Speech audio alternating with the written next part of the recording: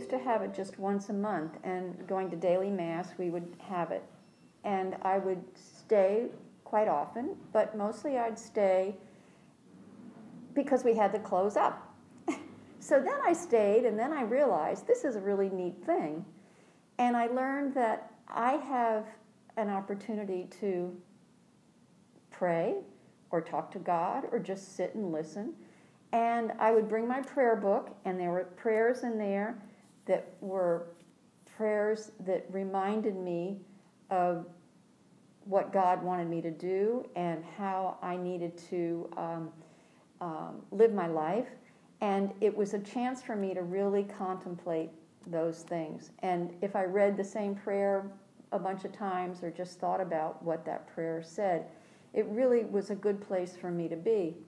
And then I got a book called the Magnificat, and it's the Magnificat Adoration Companion. And it has lots of sections, and there are meditations in here. And one of them just says, "Yes, Jesus, I love you."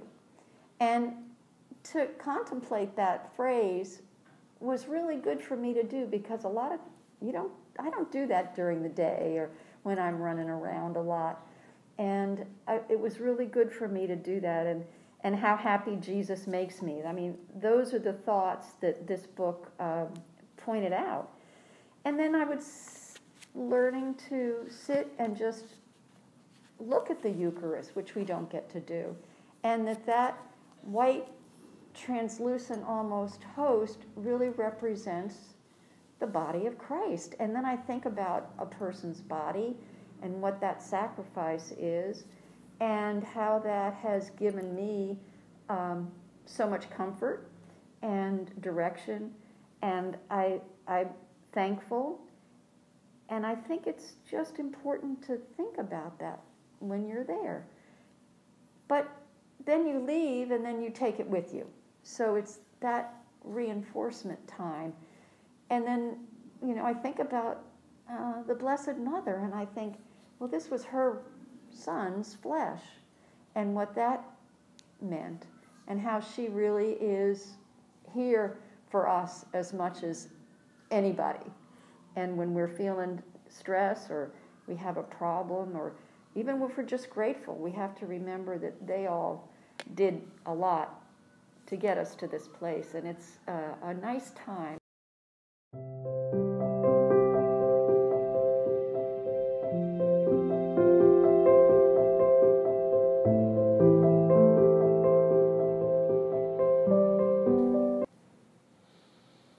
I come to adoration because I look at the Eucharist as life, and this hour of adoration gives me the perfect time to have one-on-one with Jesus.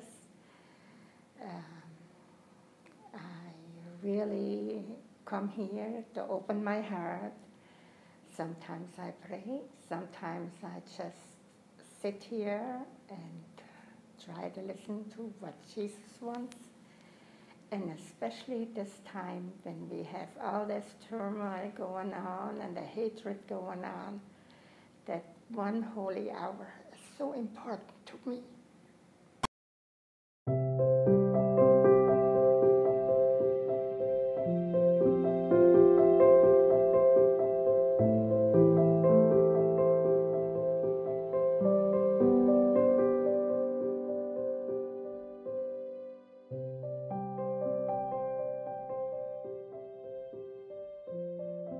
Prayers of thanksgiving, sometimes prayers of petition, praying for patience, especially at this time, for a generous heart.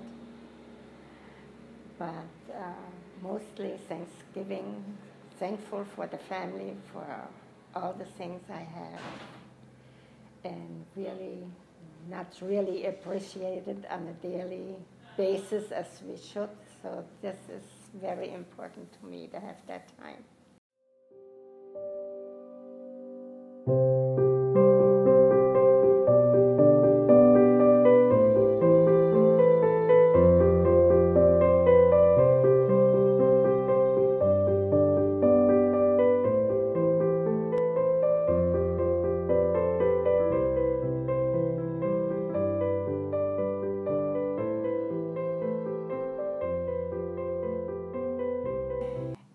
look about what's happened and the changes, just the changes we've had here at church, so much going on in the pandemic, it's given me strength.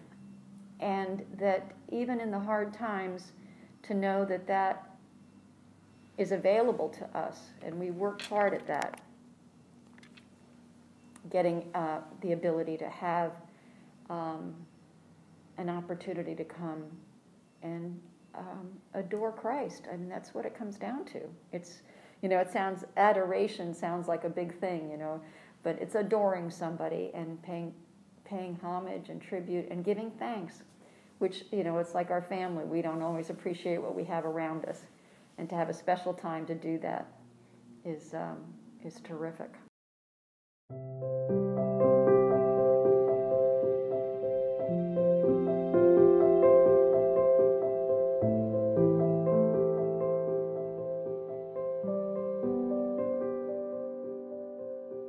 Well, just give yourself a chance. Come. You don't have to do anything. Just sit, be with the Lord. Try to keep an open mind and an open heart, and God will speak to you. So don't force anything, because that's what I tried to do when I first came the first time. And I grew frustrated because I didn't really know what I was supposed to do. And somehow that little voice said, just be quiet and listen. All right, come and relax. First thing to do, and it's like Father Robert always says when we're serving at Mass, he says, remember, we're here to worship. We're not here to perform or do things right or anything. He said, we're here to worship and with love. So if you can come in and sit down with love in your heart and just think, here I am, and I made a decision to come here today, and wasn't that good? And then to fill your heart with some kind of love, if it's looking out the window at the trees and the animals, and then looking at the host. The Eucharist is very special, and we don't get to watch it a lot. It's not just hanging around, because it is so special. So I would say come, and if you want to bring your prayer book, that you have a prayer that you might not have read lately or that you want to read again, that's good. And a little worship aid like the Magnificat Adoration companion book. There's stuff in there, and everybody does something different. Some people just do their rosaries, and we're just here to sit and be still.